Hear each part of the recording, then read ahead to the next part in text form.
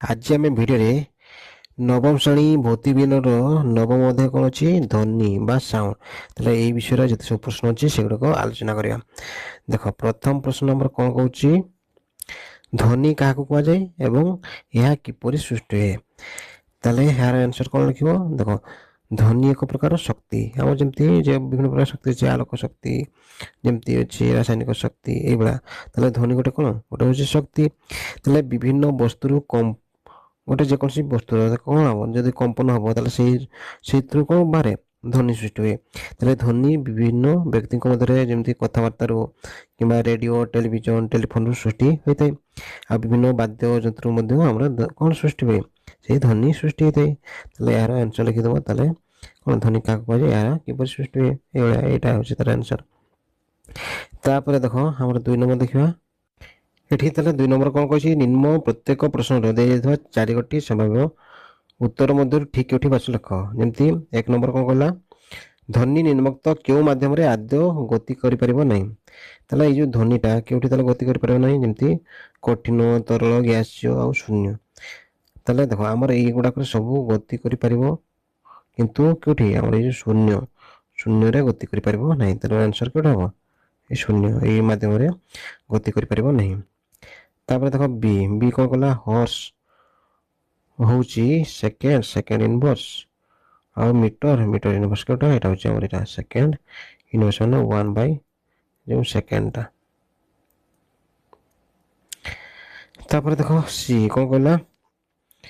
C କହୁଛି ସମୁଦ୍ରର ଗଭୀରତା ନିର୍ଣ୍ଣୟ କରିବା ପାଇଁ କେଉଁ ଯନ୍ତ୍ର ବ୍ୟବହାର ହୁଏ? ସୋନାର, ରାଡାର, ମିଟର ସ୍କେଲ, ଏମାନଙ୍କ ମଧ୍ୟରୁ କୌଣସିଟି ନୁହେଁ। କେଉଁଟା ହେବ? ଏଇଟା ହେଉଛି ଆମର ସୋନାର। କ'ଣ? ଏଇ ଯେଉଁ ସମୁଦ୍ରର ଗଭୀରତା ଭାବିବା ପାଇଁ। ଡି କ'ଣ କହିଲା? କେଉଁ ମାଧ୍ୟମରେ ଧ୍ୱନିର ବେଗ ସର୍ବାଧିକ? ଗୋଟେ ହେଉଛି କଠିନ, ତରଳ, ଗ୍ୟାସୀୟ, ଏମାନଙ୍କ ମଧ୍ୟରୁ କେଉଁଟି ନୁହେଁ। ତାହେଲେ କେଉଁ ମାଧ୍ୟମରେ ଧ୍ୱନି ତାହେଲେ ସର୍ବାଧିକ ହେବ? ତାହେଲେ ଏଇଟା ହେଉଛି ଆମର କଠିନ ମାଧ୍ୟମରେ ଧ୍ୱନି ସର୍ବାଧିକ। ଏବେ ଦେଖ 3 ନମ୍ବର। ତାପରେ ଦେଖ 3 ନମ୍ବର, ଧ୍ୱନିର ଏକ ଉତ୍ସ ନିକଟରେ ବାୟୁ ମାଧ୍ୟମରେ ସମ୍ପୀଡ଼ନ ଓ ବିରଳନ କିପରି ସୃଷ୍ଟି ହୁଏ? ନାମାଙ୍କିତ ଚିତ୍ର ମାଧ୍ୟମରେ ବୁଝାଅ। ତାହେଲେ ଏଇ ଯେଉଁ ଧ୍ୱନିର ଉତ୍ସ ନିକଟ କହୁଛି ବାୟୁ ମାଧ୍ୟମରେ କ'ଣ ହୁଏ? ସମ୍ପୀଡ଼ନ, ଯେଟା ହେଉଛି କମ୍ପ୍ରେସନ୍, ଆଉ ବିରଳନ କିପରି ହୁଏ ସେଇଟା ନାମାଙ୍କିତ ଚିତ୍ର ବୁଝାଅ। ଏଠି ଦେଖ, ଆମର ଯେଉଁ ସମ୍ପୀଡ଼ନ କ'ଣ ହେଉଛି? ଏଇ ଯେଉଁ ଏଠି ଦେଖ ପୁରା କେତେ, ଏଇ ଯେଉଁ କଣିକା ଗୁଡ଼ାକ, ବାୟୁର ଯେଉଁ କଣିକା ଗୁଡ଼ାକ କ'ଣ ହେଉଛି? ପୁରା କେତେ ପାଖାପାଖି ରହିଛି, କିନ୍ତୁ ଯେତେବେଳେ ଆମର ବିରଳନ ହେଉଛି ଏଗୁଡ଼ାକ କ'ଣ ହେଉଛି? ବହୁତ ଦୂରରେ ରହିଛି। ତାହେଲେ ଏଗୁଡ଼ା ଦେଖ, କ'ଣ ଲେଖିବ ଏଠି? ଏଇଟା ହେଉଛି ଆନ୍ସରଟା। କ'ଣ ଲେଖିବ? ତାହେଲେ ଟ୍ୟୁନିଂ ଫର୍କ, ଧ୍ୱନିର ଏକ ଉତ୍ସ, ମାନେ ଏଇ ଯେଉଁ ଦେଖ ଟ୍ୟୁନିଂ ଫର୍କ ଯେତେବେଳେ ତୁମେ ବଜେଇଦେବ ତାହେଲେ କ'ଣ ହେବ? ସେଠି ଧ୍ୱନି ବାହାରିବ। ଏହାକୁ ଆଘାତ କଲେ ବାୟୁ ମାଧ୍ୟମରେ କଣିକାମାନ ଦଳାୟିତ ହୋଇ ବେଳେବେଳେ ସେମାନଙ୍କ ପରସ୍ପର ଆଡ଼କୁ କ'ଣ କରନ୍ତି? ଗତି କରି ନିକଟବର୍ତ୍ତୀ ହୁଅନ୍ତି। ଆଉ ଏହା ଫଳରେ କ'ଣ ହେବ? ମାଧ୍ୟମରେ ସମ୍ପୀଡ଼ନ ହୁଏ ବା କ'ଣ ହୁଏ? କମ୍ପ୍ରେସନ୍ ହୁଏ। ଆଉ ଯେତେବେଳେ କଣିକାମାନ ପରସ୍ପର ଠାରୁ ଦୂରେଇ ଯାଆନ୍ତି କ'ଣ ହେବ? ସେତେବେଳେ ସେହି ଅଞ୍ଚଳର ବିରଳନ ସୃଷ୍ଟି ହୁଏ। ଆଉ ସମ୍ପୀଡ଼ନ, ବିରଳନ କ'ଣ ଗୋଟିଏ ଅଞ୍ଚଳରେ ଏକାନ୍ତର ଭାବରେ ସୃଷ୍ଟି ହୋଇଥାଏ। ଏଇଟା ଦେଖ କ'ଣ ହେବ? ଏଠି ଦେଖ ପୁରା ଟିକେ ବହୁତ ଭିଡ଼ି ହେଉଛି, କିନ୍ତୁ ଏଠି କ'ଣ ହେଉଛି? ଛାଡ଼ି ଏଠି ଭିଡ଼ି ଏଠି ଛାଡ଼ି ଏଇଭଳିଆ ଆମର ଧ୍ୱନିର ତରଙ୍ଗ ଗୁଡ଼ାକ ଦେଖାଯାଏ। ଏଠି ଦେଖ 4 ନମ୍ବର କ'ଣ କହିଲା? ଧ୍ୱନି ସଞ୍ଚାରଣ ପାଇଁ ଏକ ମାଧ୍ୟମ ଆବଶ୍ୟକ। ଏହା ଏକ ସରଳ ପରୀକ୍ଷା ଦ୍ୱାରା ଏହାକୁ ବୁଝାଅ। ତାହେଲେ କ'ଣ କରିବ? ତାହେଲେ ଗୋଟେ ଯେଉଁ ମାନେ ଧ୍ୱନି ଯେଉଁ ସଞ୍ଚାରଣ କରିବ ତାହେଲେ ଗୋଟେ ମାଧ୍ୟମ ଆବଶ୍ୟକ। ଯେମିତି କଠିନ ହେଇପାରୁ କିମ୍ବା କଠିନ କି ଗ୍ୟାସୀୟ ବା ତରଳ ହେଇପାରିବ, କିନ୍ତୁ ସେ ଶୂନ୍ୟରେ ତ ହୁଏନି। ତାହେଲେ ଏଇଟା ପରୀକ୍ଷା କରିବ ଯେ ଗୋଟେ ଯେକୌଣସି ମାଧ୍ୟମ ଗୋଟେ ଦରକାର। ତାହେଲେ ଏଥିପାଇଁ ତୁମେ କ'ଣ କରିବ? ତାହେଲେ ଆବଶ୍ୟକ ଉପକରଣ କ'ଣ ନେବ? ଗୋଟେ ନେବ। ତାହେଲେ ଏଇଟା ଗୋଟେ ହେଉଛି ବେଲ୍ ଜାର ନିଆଯାଇଛି, ଦେଖ। ଆଉ ଗୋଟେ ଇଲେକ୍ଟ୍ରିକ୍ ବଲ୍ବ ନେବ। ଆଉ ଏଇଟା ହେଉଛି ବେଲ୍ ଜାର, ଇଲେକ୍ଟ୍ରିକ୍ ବେଲ୍। ଆଉ ଏଇଟା ଦେଖ ଏମିତି ସୁଇଚ୍। ଆଉ କ'ଣ ଦେଖ ଏଇଭଳିଆ ଲେଖିଦେବ, ବେଲ୍ ଜାର, ଠିପି, ସୁଇଚ୍, ଇଲେକ୍ଟ୍ରିକ୍ ବେଲ୍। ଆଉ ଗୋଟେ କ'ଣ? ଧାତୁ ନିଷ୍କାସନ ଯନ୍ତ୍ର। ଏଇ ଯେ ଦେଖ ଏଠି ନା ଧାତୁ ନୁହଁ, ଏଇଟା ହେଉଛି ବାୟୁ ନିଷ୍କାସନ ଯନ୍ତ୍ର ହେଲା। ଏଇଟା ହେଉଛି ବାୟୁ ନିଷ୍କାସନ ଯନ୍ତ୍ର। ତାହେଲେ ଏତିକି ନେବ। ତାହେଲେ ଏଇଭଳିଆ ତୁମେ ଚିତ୍ର ମଧ୍ୟ କରିଦେବ। ଏଠି ଲେଖିଦେଲେ ତାହେଲେ ଆବଶ୍ୟକ ଉପକରଣ। ତାପରେ ଲେଖ ପରୀକ୍ଷା। ତାହେଲେ ପରୀକ୍ଷାଟା କ'ଣ କରିବ? ଦେଖ କ'ଣ ଲେଖିବ? ତାହେଲେ ଗୋଟିଏ ବିଦ୍ୟୁତ ବେଲ୍ ଆଉ ଗୋଟିଏ ବାୟୁରୁଦ୍ଧ ବେଲଜାର ନିଆଯାଉ। ଆଉ ଚିତ୍ରରେ ଦେଖାଯାଇଥିବା ଭଳି ବିଦ୍ୟୁତ ସେଲ୍କୁ ବେଲଜାର ମଧ୍ୟରେ ଝୁଲାଇ ରଖାଯିବ। ଏଇ ଯେଉଁ ଅଛି ଆମର ଏଇ ଯେଉଁ ଦେଖ ଏଇଟା ହେଉଛି ଇଲେକ୍ଟ୍ରିକ୍ ବଲ୍ବ। ତାହେଲେ ଏଠି କ'ଣ ଅଛି ଝୁଲିକି ରହିଛି, ଏଇଟା ହେଉଛି ଏଇଟା ଦେଖ ଏଇଠି ଆମର କ'ଣ ହେଇଛି ଏଇ ଯେଉଁ ଇଲେକ୍ଟ୍ରିକ୍ ବେଲ୍ଟଟି ଝୁଲିକି ରହିଛି। ତା ପର ପଏଣ୍ଟ ଦେଖ କ'ଣ କହୁଛି, ଏଠି ଲେଖା ଯେ ବେଲ୍ର ଦୁଇ ଶେଷାଗ୍ରକୁ ବେଲଜାର ମୁହଁରେ ଥିବା କର୍କ ବାଟେ ବାହାରକୁ କାଢ଼ି ଏକ ବାହ୍ୟ ବିଦ୍ୟୁତ ପରିପଥ ସହ ସଂଯୋଗ କରାଯାଉ। ଆଉ ବିଦ୍ୟୁତ ପରିପଥକୁ ସମ୍ପୂର୍ଣ୍ଣ କଲେ ବିଦ୍ୟୁତ ବେଲ୍ଟଟି ବାଜିବ। ଯେତେବେଳେ ଆମେ ସୁଇଚ୍ ବୋର୍ଡ଼ ସୁଇଚ୍ ଅନ୍ କରିଦେବା, ବିଦ୍ୟୁତ ପରିପଥକୁ ସମ୍ପୂର୍ଣ୍ଣ କରିବା ମାନେ କ'ଣ, ସବୁ ତ କନେକ୍ସନ୍ ଠିକ୍ ହେଲା ପରେ ସୁଇଚ୍ ବୋର୍ଡ଼ ଦେବା, ସୁଇଚ୍ ଅନ୍ କରିବା କ'ଣ ହେବ, ତାହେଲେ ବେଲ୍ଟଟି ବାଜିବ ଆଉ ଧ୍ୱନି ଶୁଣାଯିବ। ଆଉ ବେଲଜାର ମଧ୍ୟରେ ଥିବା ବାୟୁ ଥିବାରୁ ଏଇ ଧ୍ୱନି ଶୁଣାଗଲା। ତାହେଲେ ଏଠି କ'ଣ ହେଲା, ଆମର ବେଲଜାର କ'ଣ ଅଛି, ବାୟୁ ଅଛି, ସେଥିପାଇଁ କ'ଣ ହେଲା, ଯେତେବେଳେ ବେଲ୍ଟଟି ବାଜିବ ଆମର ଧ୍ୱନି ଶୁଣାଯିବ କହୁଛି। ଆଉ ତାହେଲେ ବିଦ୍ୟୁତ ବେଲ୍ରୁ ଧ୍ୱନି ନିଃସୃତ ହେଉଥିବା ବେଳେ ବାୟୁ ନିଷ୍କାସନ ପମ୍ପ ସାହାଯ୍ୟରେ ବେଲଜାରକୁ ବାୟୁ ନିଷ୍କାସନ କରାଯାଉ। ତେଣୁ ଯେତେବେଳେ ବେଲ୍ ବାଜୁଛି ତାପରେ ଆମେ କ'ଣ କରିବା, ଏଇ ଯେଉଁ ବାୟୁ ନିଷ୍କାସନ ପଥ ଅଛି ତାହେଲେ ସେଠି କ'ଣ କରିବା, ବାୟୁକୁ ବାହାର କରିଦେବା। ଦେଖିବ ବେଲଜାରରୁ ଯେଉଁ ବାୟୁ କମି କମି ଆସୁଥିବା ବେଳେ ଧ୍ୱନିର ପ୍ରବଳତା ଯେଟା ହେଉଛି ଲାଉଡ଼ନେସ୍ ଟିକେ କ'ଣ ହେବ, କ୍ଷୀଣ ହୋଇଯିବ। ଆଉ ଯେତେବେଳେ ବେଲଜାରଟି ସମ୍ପୂର୍ଣ୍ଣ ବାୟୁ ଶୂନ୍ୟ ହୋଇଯିବ ସେତେବେଳେ ଧ୍ୱନି ଆଉ ଶୁଭାଯିବ ନାହିଁ। ଯେତେବେଳେ ବାୟୁ କ'ଣ ବେଲଜାରରେ ଟୋଟାଲି ବାୟୁ ରହିବ ନାହିଁ, ଆମକୁ କିଛି ଶୁଭାଯିବ ନାହିଁ। କ'ଣ ପାଇଁ, ତୁମେ ଜାଣିଛ ଯେ ଶୂନ୍ୟ ମାନେ କ'ଣ, ଶୂନ୍ୟରେ ଆମର କ'ଣ ହେବନି, ଧ୍ୱନି ସେଟା ପ୍ରସାରିତ ହୁଏ ନାହିଁ। ତାପରେ ସିଦ୍ଧାନ୍ତରେ ଆମେ କ'ଣ ଉପନୀତ ହେଲେ, ତାହେଲେ ପ୍ରଥମ ପର୍ଯ୍ୟବେକ୍ଷଣ ବେଲଜାର ମଧ୍ୟରେ ଥିବା ବାୟୁ ଥିବାରୁ ଧ୍ୱନି ଶୁଣାଗଲା। ଆଉ ଦ୍ୱିତୀୟ ପର୍ଯ୍ୟାୟରେ କ'ଣ ହେଲା, ବେଲଜାରରୁ ଯେତେବେଳେ ଆମେ ବାୟୁ କୁ କାଢ଼ି ଦେଲେ ନିଷ୍କାସନ କରିଦେଲେ, ତାହେଲେ ବାୟୁ ନଥିବାରୁ ଧ୍ୱନିଟି କ'ଣ ସଞ୍ଚାରଣ ସମ୍ଭବ ହେଲା ନାହିଁ, ତେଣୁ ଧ୍ୱନି ଶୁଣାଗଲା ନାହିଁ। ତାହେଲେ ଏଥିରୁ ଆମେ କ'ଣ ଜାଣିଲେ ଯେ ଧ୍ୱନି ସଞ୍ଚାରଣ ପାଇଁ ଏକ ମାଧ୍ୟମ ଆବଶ୍ୟକ। ତାହେଲେ ଏଇ ଯେଉଁ ପରୀକ୍ଷାରୁ ଆମେ କ'ଣ ଜାଣିଲେ ଯେ ଧ୍ୱନି ସଞ୍ଚାରଣ ପାଇଁ ଧ୍ୱନି ଗୋଟେ ସ୍ଥାନରୁ ଆଉ ଗୋଟେ ସ୍ଥାନକୁ ଯିବା ପାଇଁ କ'ଣ ଦରକାର, ମାଧ୍ୟମ ଦରକାର। ସେଟା କଠିନ ହୋଇପାରେ ବା ଗ୍ୟାସୀୟ ହୋଇପାରେ ବା ତରଳ ଜିନିଷ ହୋଇପାରେ, ବୁଝିଲା। ତାପରେ ଦେଖ ଆମର କ'ଣ କହିଛି 5 ନମ୍ବର କ'ଣ କହିଲା, ତେବେ ଧ୍ୱନି ତରଙ୍ଗକୁ କାହିଁକି ଅନୁଦୈର୍ଘ୍ୟ ତରଙ୍ଗ କୁହାଯାଏ। ତାହେଲେ ଧ୍ୱନି ତରଙ୍ଗକୁ କହୁଛି ଅନୁଦୈର୍ଘ୍ୟ ତରଙ୍ଗ କାହିଁକି କୁହାଯାଏ। ତାହେଲେ ଧ୍ୱନି ତରଙ୍ଗ ମାଧ୍ୟମରେ ଗତି କରୁଥିବା ବେଳେ ମାଧ୍ୟମର କଣିକା ମାନେ ତରଙ୍ଗର ଗତି ଦିଗ ସହ ସମାନ୍ତରାଳ ଭାବରେ ଦୋଳନ କରିଥାନ୍ତି, ତେଣୁ ଧ୍ୱନି ତରଙ୍ଗକୁ କ'ଣ କୁହାଯାଏ, ଅନୁଦୈର୍ଘ୍ୟ ତରଙ୍ଗ କୁହାଯାଏ। ତାହେଲେ କ'ଣ ହେଉଛି, ଯେତେବେଳେ କହୁଛି ଧ୍ୱନି ତରଙ୍ଗ ମାଧ୍ୟମରେ ଗତି କରୁଥିବା ବେଳେ এই ଯେଉଁ ମାଧ୍ୟମର କଣିକା ସହ, ମାଧ୍ୟମ ମାନେ କ'ଣ, ଧର ଯେଉଁଠି ବାୟୁରେ ଏ ଯେତେବେଳେ ଯାଉଛି ବାୟୁ ଗୋଟେ ମାଧ୍ୟମଟା, ତାହେଲେ ସେଇ ଯେଉଁ କଣିକା ମାନ ଯେଉଁ ତରଙ୍ଗର ଗତି ସହ କ'ଣ ହେଉଛି ସମାନ୍ତରାଳ ଭାବରେ ଦୋଳନ କରନ୍ତି, ତେଣୁ ଏଇଟା କ'ଣ କହୁଛି ଧ୍ୱନି ତରଙ୍ଗକୁ ଅନୁଦୈର୍ଘ୍ୟ ତରଙ୍ଗ କୁହାଯାଏ। ତାପରେ ଦେଖ 6 ନମ୍ବର କ'ଣ କହିଲା, ଏଠି କହୁଛି ଏକ ଅନ୍ଧାର ଘରେ ବସିଥିବା ତୁମ ବନ୍ଧୁଙ୍କ ଆୱାଜରୁ ବନ୍ଧୁଙ୍କ ଉପସ୍ଥିତି ତୁମେ ଧ୍ୱନିର କେଉଁ ଗୁଣ ଯୋଗୁଁ ଜାଣିପାର। ଧର ଅନ୍ଧାର ଘରେ ତୁମର ସାଙ୍ଗ ବସିଛନ୍ତି, ତାହେଲେ ତାଙ୍କର କେଉଁ ଯେଉଁ ଧ୍ୱନି ଅଛି ସେଇଥିରେ ତୁମେ ସେ ମାନେ କ'ଣ ସେଇ ଅନ୍ଧାରରେ ସେ ବସିଛନ୍ତି ବୋଲି ତୁମେ ଜାଣିପାରିବ। ଏହାର ଉତ୍ତର କ'ଣ ଲେଖିବ, ତାହେଲେ ଯେଉଁ ଧ୍ୱନିର ବିଶେଷ ଗୁଣ ହେଲା ତାରତ୍ୟ, ପ୍ରବଳତା, ଗୁଣାତ୍ମକ ବୈଶିଷ୍ଟ୍ୟ। ଏହା ଧ୍ୱନି ତରଙ୍ଗର ଦୈର୍ଘ୍ୟ ଉପରେ ନିର୍ଭରଶୀଳ। ଆଉ ଏହି ଗୁଣମାନଙ୍କ ଦ୍ୱାରା ଗୋଟିଏ ଧ୍ୱନିକୁ ଆଉ ଗୋଟିଏ ଧ୍ୱନିରୁ ଅଲଗା ବୋଲି ବାରିବେ, ତେଣୁ ଅନ୍ଧାକାରରେ ଥିଲେ ମଧ୍ୟ ବନ୍ଧୁଙ୍କ ସ୍ୱର ଜାଣିବେ, ବୁଝିଲା। ତାହେଲେ ଏଇ ଯେଉଁ ଆମର ଧ୍ୱନିର ବିଭିନ୍ନ ଗୁଣ ହେଉଛି, ଗୋଟେ ହେଉଛି ତାରତ୍ୟ, ଗୋଟେ ହେଉଛି ପ୍ରବଳତା, ଗୋଟେ କ'ଣ ଗୁଣାତ୍ମକ, ଏସବୁ ବୈଶିଷ୍ଟ୍ୟ ଅଛି। ଆଉ ଏହା କ'ଣ ଧ୍ୱନି ତରଙ୍ଗର ଧର୍ମ ଉପରେ ନିର୍ଭରଶୀଳ। ତାହେଲେ ଏଇ ଯେଉଁ ଗୁଣମାନଙ୍କ ଦ୍ୱାରା ଧ୍ୱନିକୁ ଗୋଟିଏ ଧ୍ୱନିରୁ ଅଲଗା ବୋଲି ବାରି ହୁଏ, ତେଣୁ ଅନ୍ଧାରରେ ଥିଲେ ମଧ୍ୟ ବନ୍ଧୁର ସ୍ୱର ଜାଣି ହୁଏ। ତାପରେ ଦେଖ ଆମର 7 ନମ୍ବର କ'ଣ କହିଲା, ଦେଖ ଏଇଟା ହେଉଛି ବିଜ୍ଞାନ ସମ୍ମତ କାରଣ ଦର୍ଶାଅ।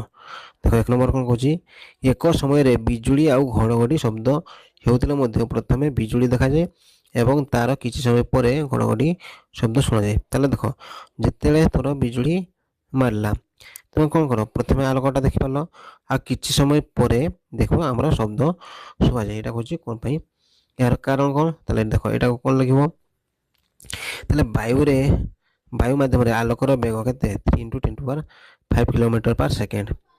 ତାହେଲେ କ'ଣ गोटे सेकेंड 3 लक्ष किलोमीटर पाखापाखि से आलोकर बेग आ शब्दर बेग केते सेकेंड को 343 मीटर आउ ताले देख गोटे जगह माने केते स्पीड धर लाइटटा माने बिजुलीटा मारला ताले लाइटर बेग केते होची 3 लक्ष सेकेंड को 3 लक्ष किलोमीटर बेग आम आखि को पहुंची जाउची किंतु शब्द एका संगे सृष्टि होची किंतु तार स्पीडटा कोन हो केवल सेकेंड को 343 मीटर तेणु कौन हम आम साउंडटा बहुत पर आम शुणु ताले देख आउ कौन लिख पॉइंटटा बिजुली बेग घड़घड़ी बेग ठार अधिक हो एका समय रे बिजुली और घड़घड़ी सृष्टि होते मध्य देख एका समय आम कौन बिजुली और घड़घड़ी सृष्टि होची तार प्रथमे बिजुली देखा जाए आउ तार किसी समय पर घड़घड़ी शुभा जाए ये कारणटा लिखिदेव तापर देख 2 नंबर कौन कहला बी पॉइंटटा बादुड़ी এটা হচ্ছে দেখো এটা হচ্ছে বাহুড়ি নো এটা হচ্ছে তুমি লিখি দেবো এটা হচ্ছে বাদুড়ি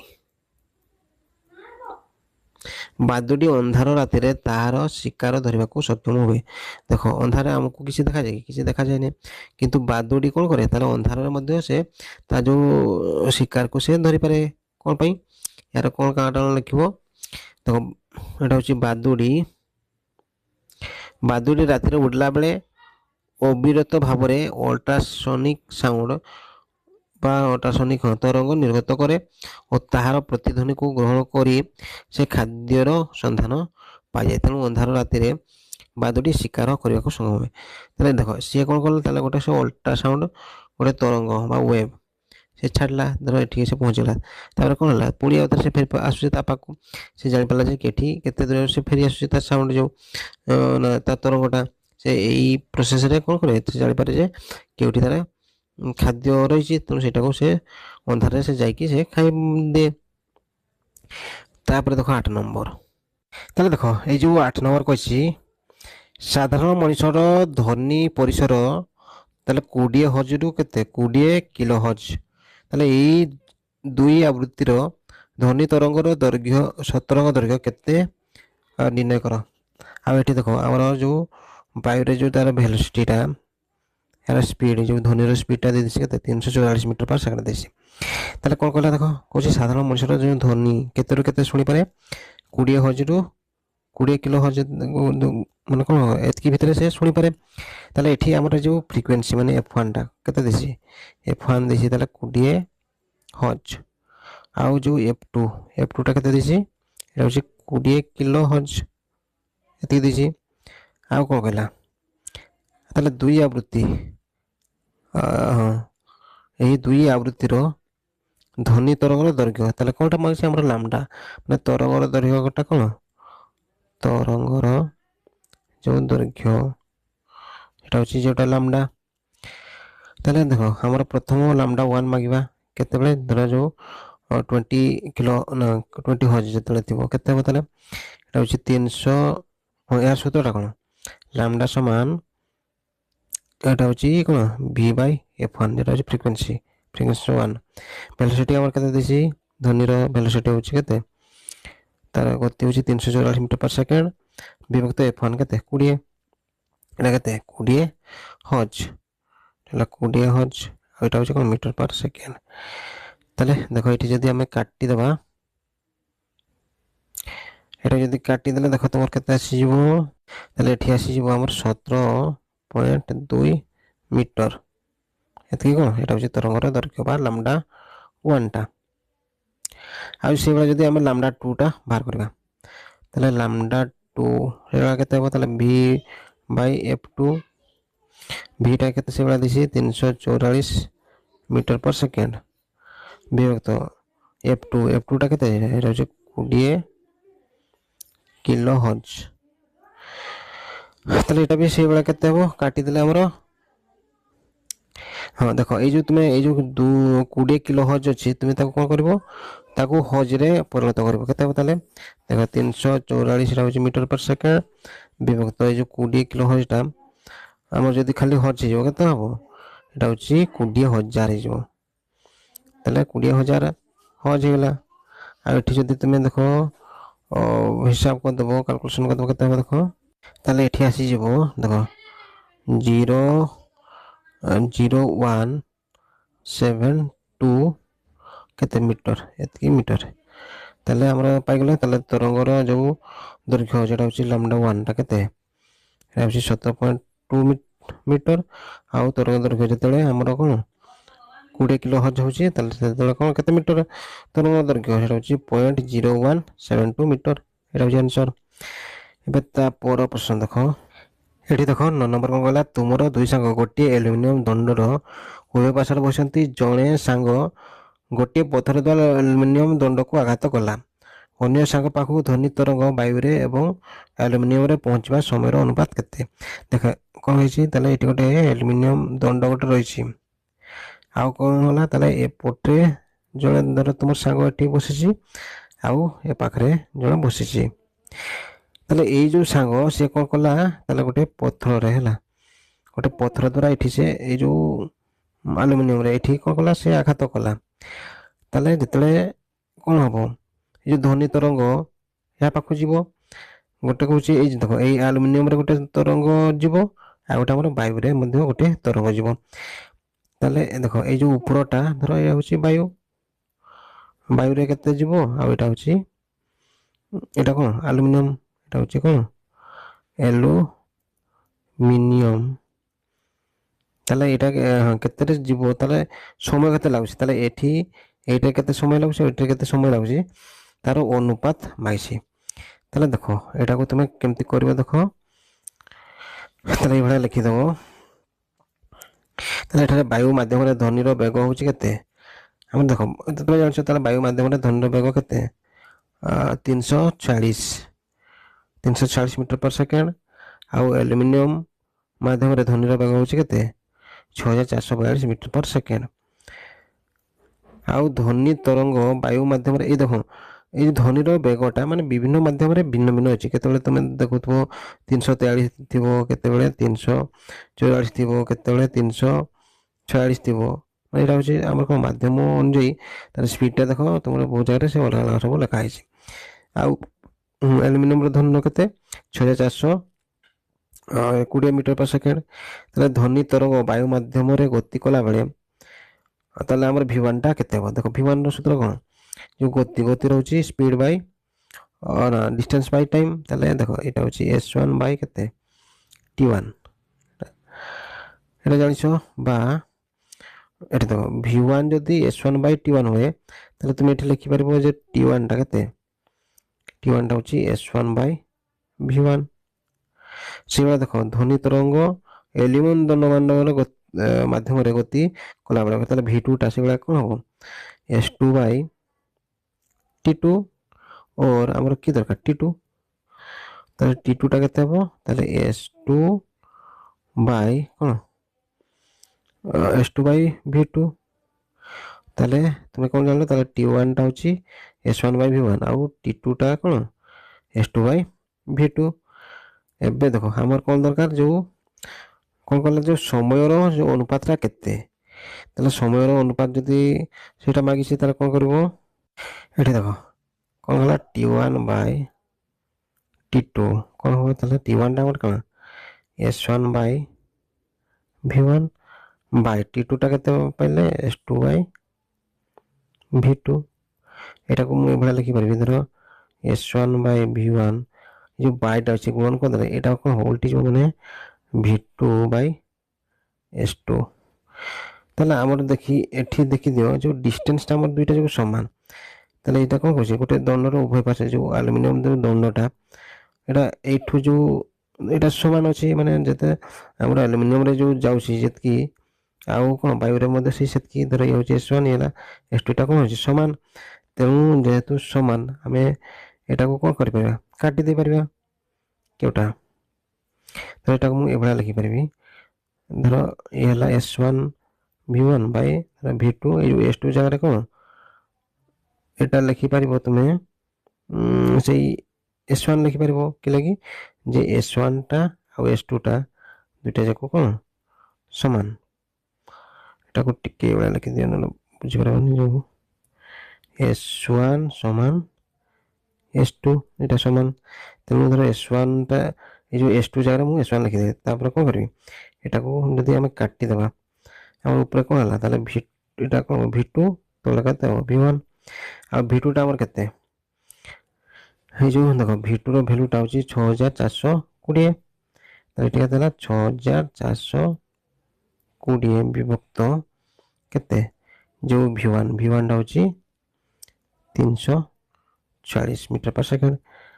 ଦେଖ ଏଇଟାକୁ ଆମେ ଯଦି କାଟିଦେବା ଏଠି ଦେଖ 2ରେ କାଟିଦେଲେ ତୁମର ଆସିବ 2 3 6 2 2 4 2 କେ 2 0 ଏଇଟା କେତେ ଆସିବ 2 କେ 2 2 7 14 ଆଉ 2 3 6 କେତେ ଆସିବ ଏତିକି ମାନେ ଏଇଟା ହେଉଛି ଆମର ଅନୁପାତଟା। ତାହେଲେ ଏଇଠି ଲେଖିପାରିବା ଏଇଟା ଦେଖ କେତେ ହେଲା 3210 ବିଭକ୍ତ 173 ହେଉଛି ଏତିକି ହେଲା। ତାହେଲେ ଏଇଟା ଅନୁପାତରେ ଆମେ କେମିତି ଲେଖିବା ଦେଖ ଧ୍ୱନି ତରଙ୍ଗ ବାୟୁରେ ଏବଂ ଆଲୁମିନିୟମରେ ପହଞ୍ଚିବାର ସମୟ ଅନୁପାତ। ତାହେଲେ ଏଇଭଳିଆ ଲେଖିପାରିବ ଯେ 3210 ଅନୁପାତ କେତେ 173 ଏଇଟା ହେଉଛି ଆମର ଆନ୍ସର। ତା ପର ପ୍ରଶ୍ନ ଦେଖ କ'ଣ କଲା ଏକ ଧ୍ୱନି ଉତ୍ସର ତରଙ୍ଗର ଆବୃତ୍ତିଟା କେତେ 100 ହର୍ଟ୍ଜ ହେଲେ ଏହା 1 ମିନିଟରେ କେତେ ଥର କମ୍ପନ ବା କମ୍ପିତ ହେବ। ତାହେଲେ ଦେଖ କ'ଣ କହୁଛି ତାହେଲେ ଧ୍ୱନିର ଉତ୍ସର ତରଙ୍ଗର ଆବୃତ୍ତି କ'ଣ ସେଟା ହେଉଛି ଏଫ୍ ଫ୍ରିକ୍ୱେନ୍ସି ଏଟା ତରଙ୍ଗର ଆବୃତ୍ତିଟା ହେଉଛି ଏଫ୍ ହେଉଛି କେତେ 100 ହର୍ଟ୍ଜ। ତାହେଲେ ଏହା ହେଉଛି 1 ମିନିଟରେ କେତେ ଥର କମ୍ପନ ହେବ ଦେଖ 1 ସେକେଣ୍ଡରେ ଆମର 1 ସେକେଣ୍ଡରେ କେତେ ଥର କମ୍ପନ ହେଉଛି ଏ ଯେଉଁ ଫ୍ରିକ୍ୱେନ୍ସି ଏଫ୍ ମାନେ 100 ହର୍ଟ୍ଜ ତାର ମାନେ କ'ଣ 1 ସେକେଣ୍ଡରେ ସେ 100 ଥର କମ୍ପନ ହେଉଛି ଆଉ 1 ମିନିଟରେ କେତେ ହେବ ତାହେଲେ 1 ସେକେଣ୍ଡରେ ଯଦି 100 ଥର ଆମର କ'ଣ କହୁଛି 1 ମିନିଟରେ କ'ଣ ହେବ ତାହେଲେ ଯେଉଁ 60 1 ମିନିଟ ସମୟରେ କେତେ ସେକେଣ୍ଡ 60 ସେକେଣ୍ଡ ତାହେଲେ 60 ଗୁଣନ କ'ଣ 100 କେତେ ହେବ ତାହେଲେ 6000 ଥର କମ୍ପିତ ହେବ। ତାହେଲେ ଥରେରେ ଯଦି ତାର ଫ୍ରିକ୍ୱେନ୍ସିର ଆବୃତ୍ତି ତରଙ୍ଗର ଆବୃତ୍ତି ହେଉଛି କ'ଣ 100 ହର୍ଟ୍ଜ ତାହେଲେ 1 ମିନିଟରେ କେତେ ହେଉଛି ତାହେଲେ 6000 ଥର କମ୍ପିତ ହେବ। ଏଇଟା ହେଉଛି ଆନ୍ସର। ତାପରେ ଦେଖ ଏଠି ଆମର 11 ନମ୍ବର କ'ଣ କଲା ଆଲୋକ ପ୍ରତିଫଳନ ନିୟମ ଆଉ ଧ୍ୱନି ପ୍ରତିଫଳନ ପାଇଁ ପ୍ରଯୁଜ୍ୟ କି ଏହାକୁ ବୁଝାଅ। ତାହେଲେ ଏ ଯେଉଁ ଆଲୋକର ପ୍ରତିଫଳନ ନିୟମ ଆଉ ଧ୍ୱନିର ପ୍ରତିଫଳନ ନିୟମ ତାହେଲେ ଏକା ଟାଇପ୍ର କି ତାହେଲେ ଏଇଟା କ'ଣ ଦେଖ ତୁମେ କ'ଣ ଲେଖିବ ଏଇଟା ଦେଖ ଆଲୋକ ପରି ଧ୍ୱନି ମଧ୍ୟ କଠିନ ଆଉ ତରଳ ପୃଷ୍ଠରୁ ପ୍ରତିଫଳିତ ହୁଏ ଏବଂ ଆଲୋକର ପ୍ରତିଫଳନ ନିୟମକୁ ମାନିଥାଏ। ତାହେଲେ ଯେମିତି ଆମର କ'ଣ ଆଲୋକ ସେମିତି କ'ଣ ଆଲୋକ ଯେପରି କଠିନ ଆଉ ତରଳ ପୃଷ୍ଠରେ କ'ଣ ହୁଏ ପ୍ରତିଫଳିତ ହୁଏ ଠିକ୍ ସେଇଭଳିଆ ଆମର ଯେଉଁ ଧ୍ୱନି ବି ସେ କଠିନ ଆଉ ତରଳ ମଧ୍ୟରେ ପ୍ରତିଫଳିତ ହୁଏ ତେଣୁ କ'ଣ ହେବ ଏଇଟା ଏକା ଟାଇପ୍ର ହେବ ଆଲୋକ ଆଉ କ'ଣ ଆଲୋକ ଆଉ ଧ୍ୱନି ଦୁଇଟା ଯାକ କ'ଣ ହେଉଛି ପ୍ରତିଫଳନ ନିୟମ ମାନୁଛନ୍ତି। ଦେଖ ଏଠି ଯଦି ଆମେ ଚିତ୍ରରେ ଦେଖିବା ତାହେଲେ ଦେଖ ଏଠି ଗୋଟେ ଘଣ୍ଟା ଅଛି ତୁମେ କ'ଣ କରିବ ତାହେଲେ ଏଠି ଯେତେବେଳେ ଟଙ୍ଗ ଟଙ୍ଗ ହେବ ତାହେଲେ ଇଏ ଯାଇକି ଏଠି ପିଟି ହେବ ତାପରେ ଦେଖ ଏଇପଟେ ଦେଖ ତୁମର ତୁମେ ଏଠି ବସିଛ ତାହେଲେ ଏଠି ପିଟିକି ପୁଣି ସେ ଏପଟକୁ ଆସିବ ତାହେଲେ ଏଠି ଗୋଟେ ଯେଉଁ ଅବିଳମ୍ବ ଯଦି ଇଏ କରିଦେବ କ'ଣ ହେବ ତାହେଲେ ଗୋଟେ ଜାଗାରେ ମାନେ ମିଶୁଛନ୍ତି ଠିକ୍ ସେ ଆମର କ'ଣ ଆଲୋକର ଯେଉଁ ନିୟମ ପ୍ରତିଫଳନ ନିୟମ ଯେପରି ଏଇଟା ଦେଖ କ'ଣ ଲେଖିବ ଯେଉଁ ଧ୍ୱନି ପ୍ରତିଫଳନ ନିୟମ କ'ଣ ତାହେଲେ ଆପତନ କ'ଣ ଯେତେବେଳେ ଆମର କ'ଣ ହେଉଛି ଆଲୋକ କଥା କୁହାହେଉଛି ତାହେଲେ ଏଇ ଯେଉଁ ଆପତନ କୋଣ ଆଉ ପ୍ରତିଫଳନ କୋଣର ପରିମାଣ ପରସ୍ପର କ'ଣ ହେଇଥାଏ ସମାନ ହେଇଥାଏ ଆଉ ତାହେଲେ ସେଇଭଳିଆ ଏ ଯେଉଁ ଆପତିତ ଧ୍ୱନି ପ୍ରତିଫଳିତ ଧ୍ୱନି ଆଉ ଆପତନ ବିନ୍ଦୁରେ ଅକିତ ଅବିଳମ୍ବ ଏକ ସମତଳରେ ଅବସ୍ଥାନ କରନ୍ତି।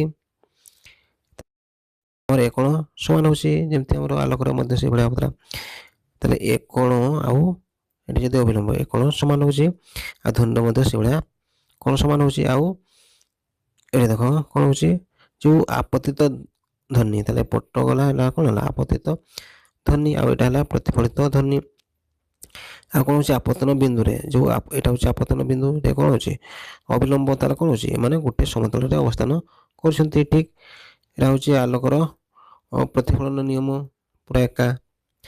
ତାପରେ ଦେଖ ଆମର 12 ନମ୍ବର ଏଠି 12 ନମ୍ବର କ'ଣ କହୁଛି ଏକ ଦୂର ବସ୍ତୁରୁ ଧ୍ୱନି ଯେତେବେଳେ ପ୍ରତିଫଳିତ ହୁଏ ପ୍ରତିଧ୍ୱନି ସୃଷ୍ଟି ହୁଏ ଯଦି ପ୍ରତିଫଳନ ପୃଷ୍ଠ ଆଉ ଧ୍ୱନି ସୃଷ୍ଟିର ଉତ୍ସ ମଧ୍ୟରେ ଦୂରତା ସମାନ ରହେ ତାହେଲେ ଏକ ଉତ୍ତପ୍ତ ଦିନରେ ତୁମ ପ୍ରତିଧ୍ୱନି ଶୁଣିପାରିବ କି ତାହେଲେ ଏଠି କ'ଣ କହିଲା ଦେଖ, ଏକ ଦୂର ବସ୍ତୁରୁ ଧ୍ୱନି ଯେତେବେଳେ ପ୍ରତିଫଳିତ ହୁଏ, ମାନେ ବହୁତ ଦୂରରୁ କ'ଣ ହେଲା ଧ୍ୱନି ପ୍ରତିଫଳିତ ହେଲା, ଆଉ କ'ଣ ହେଲା ସେଇଟା ହେଉଛି ଆମର ପ୍ରତିଧ୍ୱନି ସୃଷ୍ଟି ହୁଏ, ଏ ଯେଉଁ ଇକୋ ଭଳିଆ ଆସେ। ଯଦି ତାହେଲେ ପ୍ରତିଫଳନ ପୃଷ୍ଠ ଆଉ ଧ୍ୱନି ସୃଷ୍ଟିର ଉତ୍ସ ମଧ୍ୟରେ କିଛି କ'ଣ ହେବ, ଦୂରତା ଦୁଇଟା ଯାକ ଧର ସମାନ ହେଲା, ତେବେ ଯେଉଁ ଉତ୍ତପ୍ତ ଦିନରେ ଆମ ଟେମ୍ପରେଚର ଟିକେ ଅଧିକା ଥିବ, ତାହେଲେ ସେଇ ଯେଉଁ ପ୍ରତିଧ୍ୱନିଟା ତୁମେ ଶୁଣିପାରିବ କି? ତାହେଲେ ଦେଖ ଏହାର ଆନ୍ସର ତ ଆମେ କ'ଣ ଲେଖିବା, ପ୍ରତିଧ୍ୱନିକୁ ସ୍ପଷ୍ଟ ଶୁଣିବା ପାଇଁ ପ୍ରତିଫଳନର ସର୍ବନିମ୍ନ ଦୂରତା କେତେ? 17.2 ମିଟର ହେବା ଆବଶ୍ୟକ। ତାହେଲେ ଏଇ ଯେଉଁ ପ୍ରତିଧ୍ୱନି ବା ଇକୋଟା ଯେଉଁ ହେଉଛି, ତାହେଲେ ସେଇଟା ଶୁଣିବା ପାଇଁ ତାହେଲେ ପ୍ରତିଫଳନ ଦୂରତା କେତେ ସର୍ବନିମ୍ନ ହେବା ଦରକାର? 17.2 ମିଟର ହେବା ଦରକାର। ଅର୍ଥାତ୍ 17.2 ମିଟରରୁ କମ୍ ଦୂରତାରେ କ'ଣ ଧ୍ୱନି ପ୍ରତିଫଳିତ ହେଲେ ଆମର ଏ ଯେଉଁ ପ୍ରତିଧ୍ୱନି ଶୁଣାଯିବ ନାହିଁ। ଯଦି ଆମେ ଧର କେତେ ଦୂରତା ମାନେ 100 ନା ଏଇ ଯେଉଁ 17 ମିଟରରୁ ତଳକୁ ଆମେ ଠିଆ ହେଇଛେ, ତାହେଲେ ଏଇ ଯେଉଁ ଆମର ଇକୋଟା କ'ଣ ହେବ, ଶୁଭାଯିବ ନାହିଁ। ଏହି ଦୂରତା ବାୟୁ ମାଧ୍ୟମରେ ତାପମାତ୍ରା ଉପରେ ନିର୍ଭର କରିଥାଏ। ଆଉ ଏଇ ଯେଉଁ ବାୟୁର ଯେଉଁ ମାଧ୍ୟମ ମାନେ ଏଇ ଯେଉଁ ଦୂରତାର ବାୟୁ ମାଧ୍ୟମଟା କ'ଣ ହେବ, ତାର ତାପମାତ୍ରା ଉପରେ ନିର୍ଭର କରେ। ଉତ୍ତପ୍ତ ଦିନରେ ତାପମାତ୍ରା ଅଧିକ ହେତୁ ତାର 17.2 ମିଟର ଦୂରତାରେ ଧ୍ୱନି ପ୍ରତିଫଳିତ ହେଲେ ମଧ୍ୟ ଆମେ ପ୍ରତିଧ୍ୱନି ଶୁଣିପାରିବା ନାହିଁ। ତାହେଲେ ଆମେ ଯଦି ଧର ଠିଆ ହେଇଛେ କେତେ 17.2 ମିଟର ଦୂରରେ ଠିଆ ହେଇଛେ, ତେବେ ବି ଆମକୁ କ'ଣ ହେବ, ପ୍ରତିଧ୍ୱନି ତ ଆମର ଶୁଣାଯିବ ନାହିଁ। କ'ଣ ପାଇଁ? ଏଠି ତାପମାତ୍ରା ଆମର ଉତ୍ତପ୍ତ ହେଇଯାଇଛି। ଏଭଳିଆ ଏହାର ଆନ୍ସର ଲେଖିଦେବ 12 ନମ୍ବର। ତାପରେ ଦେଖ 13 ନମ୍ବର କ'ଣ କହିଲା, ଏଠି ଦେଖ ଧ୍ୱନି ପ୍ରତିଫଳନର ଦୁଇଟି ବ୍ୟବହାରିକ ପ୍ରୟୋଗ ଲେଖ। ଏଇ ଯେଉଁ ଧ୍ୱନି ଯେଉଁ ପ୍ରତିଫଳନ ଆମେ ତାକୁ କିପରି ବ୍ୟବହାର କରୁଛେ, ତାହେଲେ ଏହାର ତାର ଏକ୍ସାମ୍ପଲ ସବୁ ଲେଖିବା। କ'ଣ ତାହେଲେ ଦେଖ ଧ୍ୱନି ପ୍ରତିଫଳନର ଦୁଇଟି ବ୍ୟବହାରିକ ପ୍ରୟୋଗ ହେଉଛି, ଯେମିତି କେତେକ ବାଦ୍ୟଯନ୍ତ୍ର କ'ଣ ଯେମିତି କାହାଳି, ସାନାଇ, ଟ୍ରମ୍ପେଟ ଆଦି ମୁହଁକୁ ଅତ୍ୟଧିକ ଚଉଡ଼ା କରାଯାଇଥାଏ। ଏହା ମଧ୍ୟ ଦେଇ ଧ୍ୱନି ବାରମ୍ବାର ପ୍ରତିଫଳିତ ହୋଇ ଶ୍ରୋତାମାନଙ୍କ ପାଖରେ ପହଞ୍ଚାଇ ପାରେ। ଆଉ ଏଭଳିଆ ବି ତୁମେ ଦେଖିଥିବ, ଏଇଟା ହେଉଛି ଯେମିତି ହାରମୋନିୟମ, ତବଲା, ସିତାର, ଫ୍ଲୁଏଟ ଏଗୁଡ଼ାକ। ତାହେଲେ ଏଗୁଡ଼ାକର ମଧ୍ୟ କ'ଣ ହେଉଛି, ଏଇ ସବୁ ବାଦ୍ୟଯନ୍ତ୍ର ଏଗୁଡ଼ାକର ମଧ୍ୟ କ'ଣ ଧ୍ୱନି ପ୍ରତିଫଳନ ହୋଇଥାଏ।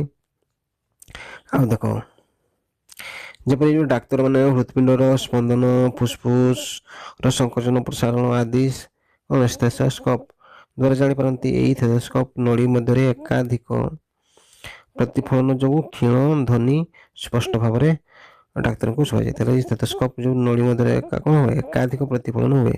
ସେ ମାନେ କ'ଣ, ଯେତେବେଳେ ଛାତିର ହାର୍ଟବିଟ୍ ଯେତେ ଧୀର ହେଲେ ମଧ୍ୟ ସେ ଡାକ୍ତରମାନଙ୍କୁ ଏହା ଶୁଭାଯାଏ। ତାପରେ ଦେଖ ଏଇ ଯେଉଁ ଆମର ଅଛି 14 ନମ୍ବର କ'ଣ କହିଲା, ଗୋଟିଏ ପୋଖରୀ କୂଳରେ ଲାଗି 500 ମିଟର ଉଚ୍ଚର ଏକ ଟାୱାର ଅଛି।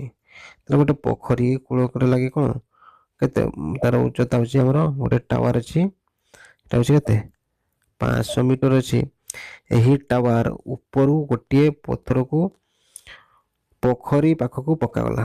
ପଥରର ପାଣିରେ ପଡ଼ିବାର ଯେଉଁ ଶବ୍ଦ କେତେ ସମୟ ପରେ ଶୁଭାଯିବ?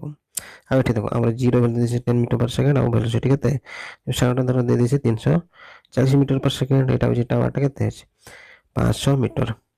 ତାହେଲେ କ'ଣ ହେଉଛି, ତାହେଲେ ଏଇ ଟାୱାର ଉପରୁ ଗୋଟେ ପଥର, ଏଇଠି ଗୋଟେ ଯେଉଁ ପୋଖରୀ ଗୋଟେ ଅଛି, ତାହେଲେ ଏଇଠୁ କ'ଣ ହେଲା, ଗୋଟେ ପଥରଟା ଏଇ ଉପରୁ ଯେଉଁ ଏଠିକି ପକାଗଲା। ତାହେଲେ ଏଇ ଯେଉଁ ପଥରର ପାଣିରେ ପଡ଼ିବାର ଶବ୍ଦ କେତେ ସମୟ ପରେ, ଏଠି ଧର ପଡ଼ିଲା ପରେ କେତେ ସମୟ ପରେ ଶୁଭାଯିବ, ଏଇଟା ହେଉଛି ଆମର ପ୍ରଶ୍ନ। ତାହେଲେ ଏହାର ଆନ୍ସର ତୁମେ କ'ଣ ଲେଖିବ, ଦେଖ ଏଠାରେ ଯେଉଁ ଆମର ଦେଖ ୟୁ ମାନେ ଯଦି ପ୍ରାରମ୍ଭିକ ବେଗ କେତେ ୟୁଟା କେତେ ଦେଇଛି, ପ୍ରାରମ୍ଭିକ 0 ହେବ। ଆଉ ଏସ୍ ଯେଉଁ ଡିଷ୍ଟାନ୍ସ କେତେ, ଏଟା ହେଉଛି 500 ମିଟର। ଆଉ ଯେଉଁ ଭେଲୋସିଟି ମାନେ ଅନ୍ତିମ ବେଗ ଯେଉଁଟା ଭିଟା କେତେ 340 ମିଟର ପର ସେକେଣ୍ଡ। ଏବେ ଆମେ କେଉଁ ସୂତ୍ରରେ ପକେଇବା ଦେଖ, ହଁ ଆଉ ଏଠି ଜି ଭ୍ୟାଲୁ ଦେଇଛି କେତେ 10 ମିଟର ପର ସେକେଣ୍ଡ ସ୍କୋୟାର, ଏଇଟା ହେଉଛି କ'ଣ ସେକେଣ୍ଡ ସ୍କୋୟାର ଦେଇଛି। ଏଠି କେଉଁ ସୂତ୍ରଟା ପକେଇବା ଆମେ, ଏଇ ଯେଉଁ ଏସ୍ ସୂତ୍ରଟା ପକେଇବା କ'ଣ ୟୁଟି ପ୍ଲସ୍ ହାଫ୍ ଏଠି ଏଟି ସ୍କୋୟାର ହେବନି, କ'ଣ ଲେଖିବ ଜିଟି ସ୍କୋୟାର, କି ଲାଗି ଏଇଟା ଉପର ତଳକୁ ଆସୁଛି। ଏଠି ଦେଖ ଏବେ ଆମେ କ'ଣ କରିବା, ଭ୍ୟାଲୁ ପକେଇଦେବା। ଏଠି ଏସ୍ର ଭ୍ୟାଲୁ କେତେ 500, ଆଉ ୟୁଟା କେତେ, ଏଟା 0, आउ टी एटा होची केते समय एटा मागी छै हमर टी रे तो देनी वैल्यू आउ हाफ जी रो वैल्यू होला 10 आउ टी रो स्क्वायर माने एटा होची मागी छी टी स्क्वायर देखो एबे कोन करबा एटी केते होला 500 एटा तो 0 हो जिवो 0 1 टी आउ एठी काटी दियो तुमे 2 5 10 ताले एटी केते होला 5 टी रो स्क्वायर और ए भलिया लिखि परबा हमें जो 5 टी स्क्वायर इक्वल टू केते 500 और यदि काटी देबा 5 रे केते 100 आउ टी टा केते हो 100 रो रूट ओवर टा केते 10 ताले हमर समय केते आसला 10 सेकंड देखो एथे ताले टाइम टा हमर 10 सेकंड बाला किंतु एठी कोन कहूची प्रतिध्वनि कहूची प्रतिध्वनिटा केते समय पथ पड़े केते समय पर यार सुभाजी माने प्रतिध्वनिटा हमर मागिसी ताले प्रतिध्वनिटा हम केमते पाइबा ताले देखो प्रतिध्वनि पाइबा पे हेले हमर पुणी गोटे टाइम टा हो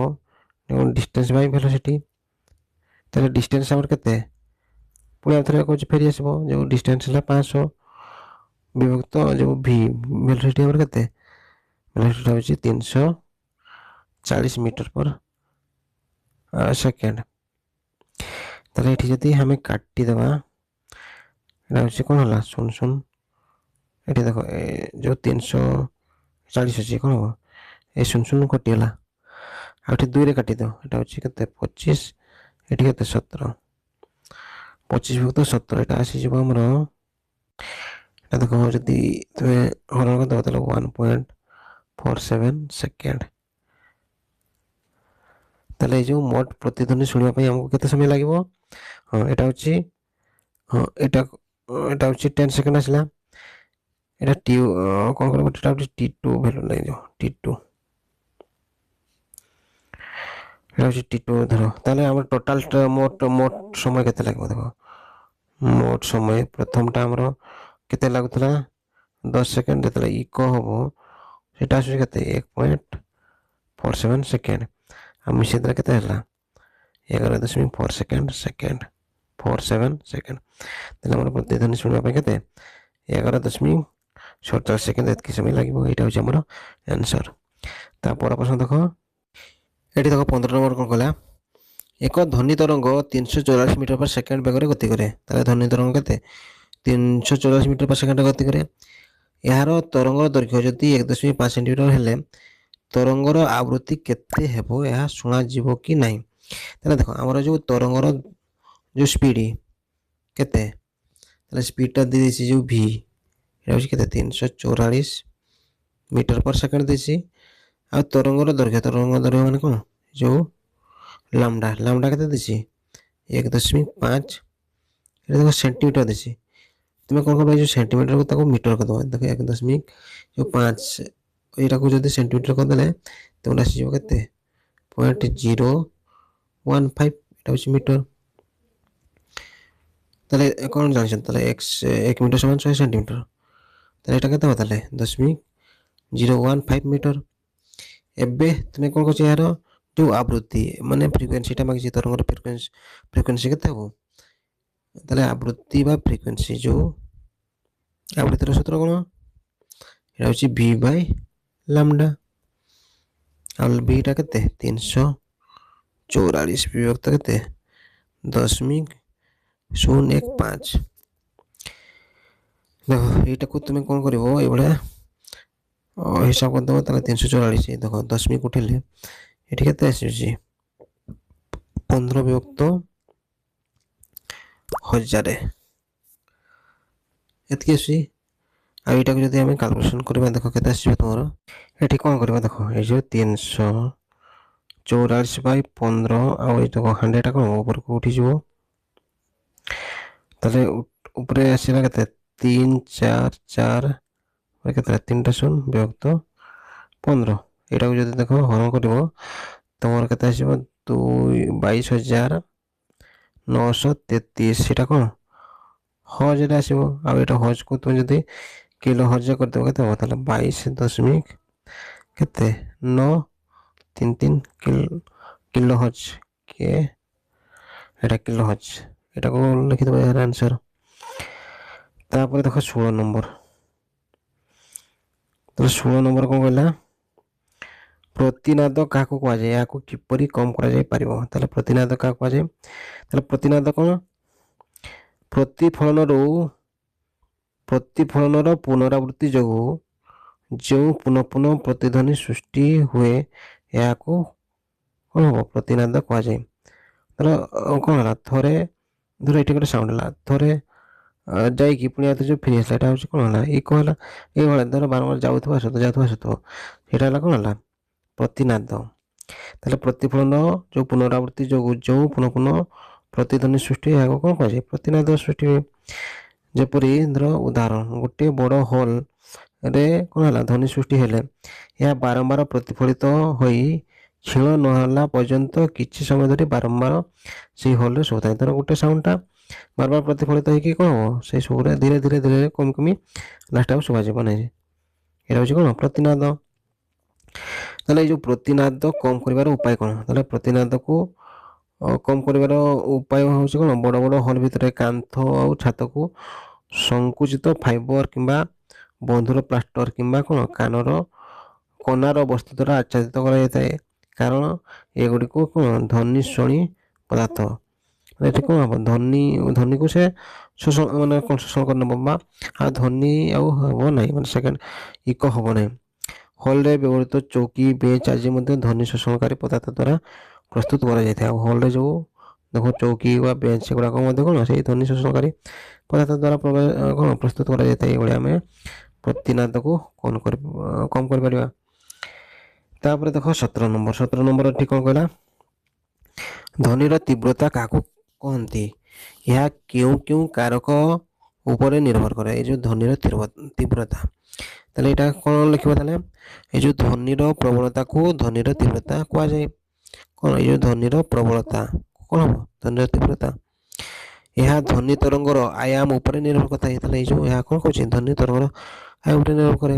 ଆଉ ଧ୍ୱନିର ତୀବ୍ରତା ଦୋଳନ ସୃଷ୍ଟି କରୁଥିବା ଆୟାମର ବର୍ଗ ସହ ସମାନୁପାତି। ଏଇ ଯେଉଁ ଦେଖ ଧ୍ୱନିର ତୀବ୍ରତା ଦୋଳନ କରୁଥିବା କ'ଣ ଆୟାମର ବର୍ଗ ସହ କ'ଣ ହୁଏ, ସମାନୁପାତି।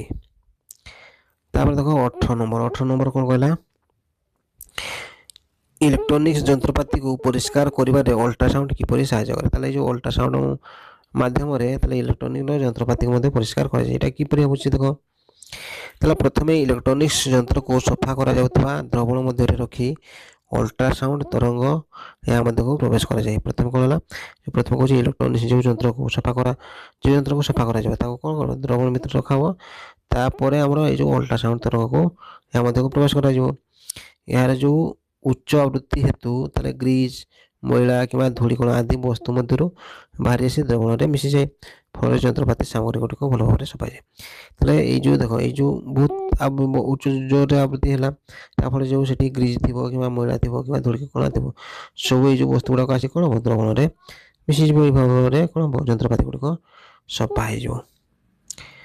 ଆଉ ଦେଖ 19 ନମ୍ବର କ'ଣ କହିଲା, ସୋନାରର କାର୍ଯ୍ୟ ପ୍ରଣାଳୀ ଆଉ ଏହା ପ୍ରୟୋଗକୁ ବୁଝାଅ। ଦେଖ ସୋନାର ଏଇ ଯେଉଁ ଦେଖ ଚିତ୍ରରେ ଏଇଟା କ'ଣଟା, ହେଉଛି ଜାହାଜଟା, ଏଇଟା କ'ଣ ଜାହାଜ ବା ଡଙ୍ଗା।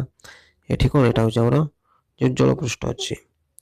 ଏଠି କ'ଣ ଲାଗିଛି, ଗୋଟେ ଡିଟେକ୍ଟର, ଏ ଭିତରେ କ'ଣ ଅଛି, ଏଠି ଗୋଟେ ଆମର ଲାଗିଛି, ହେଲା ଡିଟେକ୍ଟର, ଆଉ ଇଏ ହେଲା ଟ୍ରାନ୍ସମିଟର। ଆଉ ଏଇଟା ହେଲା ଆମର କ'ଣ ହେଉଛି, ସମୁଦ୍ର ଶଯ୍ୟା। ସମୁଦ୍ର ଭିତରେ ଯେଉଁ ସ୍ଥଳଭାଗ, ସମୁଦ୍ର ତଳେ ଯେଉଁ ପୁରା ଭୂମି ଅଛି ସେଇଟା ହେଉଛି ସମୁଦ୍ର ଶଯ୍ୟା। ତାପରେ ଦେଖ ଏଇଟା କ'ଣ ଲେଖିବ, ତାର କାର୍ଯ୍ୟପ୍ରଣାଳୀ କ'ଣ, ସୋନାରରେ ଗୋଟିଏ ଟ୍ରାନ୍ସମିଟର ଆଉ ଗୋଟିଏ ଡିଟେକ୍ଟର ଥାଏ। ତାର କ'ଣ, ସୋନାରରେ ଗୋଟେ ଟ୍ରାନ୍ସମିଟର ଅଛି ଆଉ ଗୋଟେ ଡିଟେକ୍ଟର ଅଛି। ଏହା ବଡ଼ ବଡ଼ ଶକ୍ତି ଚାଳିତ ଡଙ୍ଗା ବା ଜାହାଜରେ ଖଞ୍ଜାଯାଇଥାଏ। ଆଉ ଟ୍ରାନ୍ସମିଟରରୁ ଶକ୍ତିଶାଳୀ ଅଲ୍ଟ୍ରାସାଉଣ୍ଡ ତରଙ୍ଗ ପଲ୍ସ କ'ଣ ହେଉଛି, ପାଣି ଭିତରକୁ ପଠାଯାଏ। ତାହେଲେ ଏଇ ଟ୍ରାନ୍ସମିଟରରୁ କ'ଣ ହେଉଛି, ଗୋଟେ ଅଲ୍ଟ୍ରାସାଉଣ୍ଡ ତରଙ୍ଗ କ'ଣ ପାଣି ଭିତରକୁ ପଠାଯାଏ। ସେହି ପଲ୍ସ ସମୁଦ୍ର ଶଯ୍ୟାରେ କିମ୍ବା ସମୁଦ୍ର ଜଳରେ ବୁଡ଼ି ରହିଥିବା ଜାହାଜ, ପାହାଡ଼ ଏବଂ ବସ୍ତୁମାନଙ୍କ ଦ୍ୱାରା ବାଧାପ୍ରାପ୍ତ ହୋଇ ପ୍ରତିଫଳିତ ହେବା ପରେ ସେ ଫେରିଆସେ। ଏଠି କ'ଣ ହେଲା ଦେଖ, ଏଇ ଯେଉଁ ଜାହାଜ ଅଛି, ତାହେଲେ ଏଇ ଯେଉଁ ତରଙ୍ଗଟା ଏଠି ଛାଡ଼ିଲା, ଏଠି ଧର ଗୋଟେ ଗୋଟେ ପାହାଡ଼ ଟାଇପ୍ର ସମୁଦ୍ର ତଳେ ଗୋଟେ ପାହାଡ଼ ଭଳିଆ ଅଛି, ଏଠି ଯାଇକି କୁଟି ହେବ, ପୁଣି ଯାଇକି କ'ଣ ହେବ ଏଠି ପ୍ରତିଫଳିତ ହେବ। ଏ ଯେଉଁ ପ୍ରତିଫଳିତ ହେଇକି କ'ଣ ଏ ଡିଟେକ୍ଟର ତାକୁ ରିସିଭ୍ କଲା। ତାପରେ ଦେଖ, ତାହେଲେ ଏଇ ଯେଉଁ ଡିଟେକ୍ଟର ଯନ୍ତ୍ର ଦ୍ୱାରା ଏଇ ଯେଉଁ ପ୍ରତିଫଳିତ ପ୍ରତିଧ୍ୱନିକୁ ଗ୍ରହଣ କଲା। ସେଇ ଯେଉଁ ଡିଟେକ୍ଟର କ'ଣ କଲା, ସେଇ ଯେଉଁ ପ୍ରତିଫଳିତ ହେଇଥିଲା କ'ଣ ପ୍ରତିଧ୍ୱନି ତାକୁ ଗ୍ରହଣ କଲା। ଆଉ ଧ୍ୱନିର ପ୍ରେରଣ ଆଉ କ'ଣ ପ୍ରତିଧ୍ୱନିର ଗ୍ରହଣ ମଧ୍ୟରେ ଯେଉଁ ଥିବା ମଧ୍ୟରେ ଯେଉଁ ସମୟର ବ୍ୟବଧାନ, ତାହେଲେ ସେଇଟା କ'ଣ ହେବ, ଯଦି ଟି ହେଲା ଆଉ ସମୁଦ୍ର ଜଳର ଅଲ୍ଟ୍ରାସାଉଣ୍ଡ ତରଙ୍ଗ ଯଦି ବେଗ ଭି ହେଲା, ତାହେଲେ କ'ଣ ହେବ, ତାହେଲେ ଯେଉଁ ସମୁଦ୍ରର ପ୍ରତିବନ୍ଧନ ଦୂରତା ହେଉଛି ଡି, ହେଲେ ଅଲ୍ଟ୍ରାସାଉଣ୍ଡ 2D ଦୂରତା ଅତିକ୍ରମ କଲା। ଦେଖ ଏଠି ଧର ଏଇଠୁ ଏତିକି ଡି ଅଛି, କ'ଣ ହେବ, ତାହେଲେ ଥରେ ଆସିଲା ଆଉ ଥରେ ଗଲା, କ'ଣ ହେବ, ଡି ପ୍ଲସ୍ ଡି କ'ଣ ହେଲା 2D ଦୂରତା ଅତିକ୍ରମ କଲା। ତାହେଲେ ଏଠି କ'ଣ ହେବ, ତାହେଲେ ଦେଖ 2D ସମାନ, ଦେଖ ଏ ଯେଉଁ 2D ସମାନ ଏହା ସୂତ୍ର କ'ଣ ହେବ, ମାନେ ଏଠି ହେଉଛି ଡିଷ୍ଟାନ୍ସ ଆସୁଛି, ଡିଷ୍ଟାନ୍ସ ସମାନ କ'ଣ, ଏଠି ହେଉଛି ଭିଟି, ଆଉ ଏଠି ଡିଟା କ'ଣ ହେବ, ତାହେଲେ ଭିଟି ବାଇ 2। ତାହେଲେ ଏହି ଯେଉଁ ସୂତ୍ର ଦ୍ୱାରା ଏଇ ଯେଉଁ କ'ଣ ଡିଟା ହେଉଛି ଡିଷ୍ଟାନ୍ସ, ତାହେଲେ ଭିଟି ମାନେ ଭେଲୋସିଟି କେତେ ଭେଲୋସିଟିରେ ଗଲା ଆଉ କେତେ ସମୟ ଲାଗିଲା ବିଭକ୍ତ 2 କଲେ ଏହାର କେତେ ଦୂରତା ହେଲା, ତାହେଲେ ସମୁଦ୍ର କେତେ ଦୂରତାରେ ହେଲା ସେଇଟା ଜାଣି ହୁଏ। ତାହେଲେ କ'ଣ ଲେଖିବ, ତାହେଲେ ଏଇ ଯେଉଁ ସୂତ୍ର ଦ୍ୱାରା ଏଟାକୁ ଲେଖି ଦିଅ। ତାହେଲେ ଏହି ସୂତ୍ର ଦ୍ୱାରା ସମୁଦ୍ରର ଗଭୀରତା ନିରୂପଣ କରାଯାଏ। ତାହେଲେ ଦେଖ ପ୍ରୟୋଗ, ତାହେଲେ ପ୍ରୟୋଗ କ'ଣ, ଇକୋରେଞ୍ଜି ପଦ୍ଧତି, ଦେଖ କ'ଣ କହୁଛି, ଇକୋରେଞ୍ଜି ପଦ୍ଧତିରେ ସମୁଦ୍ର ଜଳ ମଧ୍ୟରେ ବୁଡ଼ି ରହିଥିବା ଜାହାଜ, ପାହାଡ଼, ବଡ଼ ବଡ଼ ଶିଳାଖଣ୍ଡ, ପଥର, ସ୍ତୂପ ଇତ୍ୟାଦି ବସ୍ତୁଙ୍କ ଉପସ୍ଥିତି ଜଳପୃଷ୍ଠ ତଳେ ସେଗୁଡ଼ିକର ଯେଉଁ ଦୂରତା ନିର୍ଣ୍ଣୟ କରାଯାଏ। ତ ସମୁଦ୍ର ଭିତରେ ଅଛି, ଧର ଗୋଟେ ବରଫ ଅଛି କିମ୍ବା ସ୍ତୂପ ଅଛି କିମ୍ବା ଶିଳାଖଣ୍ଡ ଅଛି, ସେଠି ଯାଇକରି କ'ଣ ହେଲା, କୁଟି ହେଲା, ଯେଉଁ ତରଙ୍ଗ ତାପରେ ଫେରି ଆସିଲେ, ତାହେଲେ କ'ଣ ହେବ, ତାର ଡିଷ୍ଟାନ୍ସଟା ମାପି ହେବ। ଆଉ ଏହି ପଦ୍ଧତିରେ ସମୁଦ୍ରର ଜଳର ଗଭୀରତା ମଧ୍ୟ ନିର୍ଣ୍ଣୟ କରିବେ। ଆଉ ସମୁଦ୍ର କେତେ ଗଭୀରତା ଏଇ ଫର୍ମୁଲାରୁ ଆମେ କ'ଣ କରିବା, ଜାଣିପାରିବା। ତାପରେ ଦେଖ 20 ନମ୍ବର, ତାହେଲେ ଏଠି 20 ନମ୍ବର କ'ଣ କହିଲା, ଏକ ବୁଡ଼ାଜାହାଜରେ ଥିବା ସୋନାର ଦ୍ୱାରା ଏକ ସିଗ୍ନାଲ ପଠାଗଲା ଏବଂ ଏହାର ପ୍ରତିଧ୍ୱନି 5 ସେକେଣ୍ଡ ପହଞ୍ଚିଲା। ଯଦି ବୁଡ଼ାଜାହାଜ ଠାରୁ ବସ୍ତୁର ଦୂରତା ହେଉଛି କେତେ 3625 ମିଟର ହୁଏ, ତାହେଲେ ଜଳରେ ଧ୍ୱନିର ତରଙ୍ଗର ବେଗ କେତେ। ତାହେଲେ କ'ଣ ହେଲା, କହୁଛି ବୁଡ଼ାଜାହାଜ ଯେଉଁ ସୋନାର ଅଛି ସେ ଗୋଟେ କ'ଣ ପୁରା ତଳକୁ ସିଗ୍ନାଲ ପଠାଗଲା, ତାହେଲେ ଯେଉଁ ପ୍ରତିଧ୍ୱନି କେତେ ସେକେଣ୍ଡ ପହଞ୍ଚିଲା 5 ସେକେଣ୍ଡ, ମାନେ ସମୟଟା ହେଉଛି କ'ଣ, ପ୍ରତିଧ୍ୱନି ପହଞ୍ଚିବାର ସମୟ ହେଉଛି 5 ସେକେଣ୍ଡ। ଆଉ ଦେଖ ଡିଷ୍ଟାନ୍ସ କେତେ, ବୁଡ଼ାଜାହାଜ ଡିଷ୍ଟାନ୍ସ କେତେ ଦୂରତା ସେ ଗଲା, ସେଇଟା ହେଉଛି 3625 ମିଟର। ତାହେଲେ ଏଇଟା ଯଦି ବୁଡ଼ାଜାହାଜ, ତାହେଲେ ଏଇଠୁ ଏତିକି କେତେ 3625 ମିଟର। ତାପରେ କ'ଣ ମାଗିଛି, ଯେ ଧ୍ୱନି ତରଙ୍ଗର ବେଗ କେତେ, ତାହେଲେ ଧ୍ୱନି ତରଙ୍ଗର ବେଗ ଭି ସମାନ କ'ଣ, ଏଇଟା ହେଉଛି ତୁମେ ଦେଖ ଜାଣିଲ କ'ଣ, ଯେଉଁ 2D ବାଇ ଟି, ବା ତୁମେ ଆଗରୁ କ'ଣ ପଢ଼ିଲ, ଯେଉଁ ଦେଖ 2D ସମାନ ଭିଟି, ଆମର କେଟା ଦରକାର, ଭିଟା ଦରକାର, ଭିଟା କ'ଣ ହେବ, ତାହେଲେ 2D ବାଇ ଟି ହେବ। ଏଠି ଯଦି ଆମର ଫର୍ମୁଲା ପକାଇଦେବା ନା, ଭ୍ୟାଲୁ 2 ଇଣ୍ଟୁ ଡି, ଡିଟା କେତେ 3 6 2 5 ବିଭକ୍ତ କେତେ ଟିଟା ହେଉଛି 5। ଆଉ ଏଠି ଯଦି କାଟିଦେବା ଏଟାକୁ କଟିଯିବ, ଦେଖ 725 କଟିଯିବ, ଆଉ 725 ଗୁଣନ 2 କେତେ ହେଲା 1450 ମିଟର ପର ସେକେଣ୍ଡ। ଏଇଟା ହେଉଛି କ'ଣ, କେତେ ଭେଲୋସିଟି, କ'ଣ ଏଇ ତରଙ୍ଗର ଧ୍ୱନି ତରଙ୍ଗର ବେଗ, ତାହେଲେ କେତେ ହେଲା 1450 ମିଟର ପର ସେକେଣ୍ଡ। ଏଇଟା ହେଉଛି ଆମର ଆନ୍ସର। ଦେଖ ତୁମେ ଏଟାକୁ ମୁଁ ବୁଝେଇଦେଲି, ତୁମେ ଏଇଭଳିଆ ଲେଖିଦେବ, ଠିକ୍ ଅଛି। ତାପରେ ଦେଖ 21 ନମ୍ବର, ଏବେ ଦେଖ 21 ନମ୍ବର କ'ଣ କହିଲା, ଏକ ଧାତବ ବ୍ଲକରେ ଥିବା ବିଚ୍ୟୁତିକୁ କିପରି ଅଲ୍ଟ୍ରାସାଉଣ୍ଡ ପଦ୍ଧତିରେ ନିର୍ଣ୍ଣୟ କରାଯାଇପାରିବ। ତାହେଲେ ଇଏ ଦେଖ ଆମର ଗୋଟେ ଅଛି ଧାତବ ବ୍ଲକ, ତାହେଲେ ଏଠି ଏଇ ଯେଉଁ यार जो विच्युति अच्छी ताले यहाँ किपर अल्ट्रासाउंड पद्धति निर्णय कर यार आंसर कौन लिख देख ताले देख प्रथम अल्ट्रासाउंड तरंग को धातव खंड मध्य को प्रवेश कराए कौन कर जो अल्ट्रासाउंड जो तरंग अच्छी ताले कौन ये धातव खंड मध्य को प्रवेश कराए आ धातव खंड में विच्युति थे जो कौन विच्युति जमी अंका बंका थे अल्ट्रासाउंड तरंग से स्थान में प्रतिफलित फेरी आसे से जगह विच्युति कौन हम ताले से अल्ट्रासाउंड से जगह कौन प्रतिफलित हो फेरी आसे यहाँ द्वारा विच्युति स्थान निरूपण करें जना पड़े क्यों जार अच्छी ये कौन ताले विच्युति स्थान निरूपण कर अधिक तरंग दैर्घ्यर ध्वनि विशिष्ट अल्ट्रासाउंड प्रयोग कले बांक स्थान बंका जाए डिटेक्टर पाखे कौन बंका जाए फल विच्युति जाए आउ कौन असुविधा हे देखो अधिक तरंग ये दैर्घ्य जब तरंग दैर्घ्यटा कौन थो ध्वनि विशिष्ट अधिक थी तरंग दैर्घ्यटा कौन अधिक थी से जो अल्ट्रासाउंड को जब प्रयोग कले फाँका स्थान बंकई जाए डिटेक्टर पाखे बंकई जाए फल कौन हम विच्युति जानी हुए नहीं यार आंसर तुम ये लिखिदेव पर प्रश्न देख ये देख कौन कह आमर मानव कन्नर एक नामांकित चित्र अंकन कर देख तुम ये गोटे तो जो तुम बही जो चित्र अच्छी यहाँ को करदेव तो यहाँ कौनटा यहाँ हूँ पिना तापर देख आमर ये तीन टा हाड़ अच्छी तुम जान जो प्रथम हाड़टा सेटा कौन सेटा हूँ हामर तापर कौन हो जो आनभिल आउट हूँ थार्ड से हूँ स्टिरअप स्टिरअप तीन तीन कौन तीन टा हाड़ अच्छी आउ यहाँ होता कौन श्रुति स्नायु आउ गोटा है देख ये जो बंकी अच्छी यहाँ हूँ कौन कर्ण कम्बुक आउ गोटे कौन रहा है कर्ण पट जोटा यहाँ हूँ कर्ण पट आउ यहाँ कह कौन श्रुति नाड़ी यार चित्र करदेव तापर देख कौन कहला आमे कान द्वारा किपरि शुणु ताले कौन आमे कान द्वारा किपरि शुणु ताकू बुझाओ ये हूँ प्रश्न अच्छी देख जदि ये देख भल भाव बुझे दूसरी एवं आम जानले जो चित्र देखी यहाँ हूँ कान कानर ये जगटा कौन यहाँ हूँ पिना ताले आमर कौन यहाँ को तुम ओडिया लिखिपर ये हूँ पिना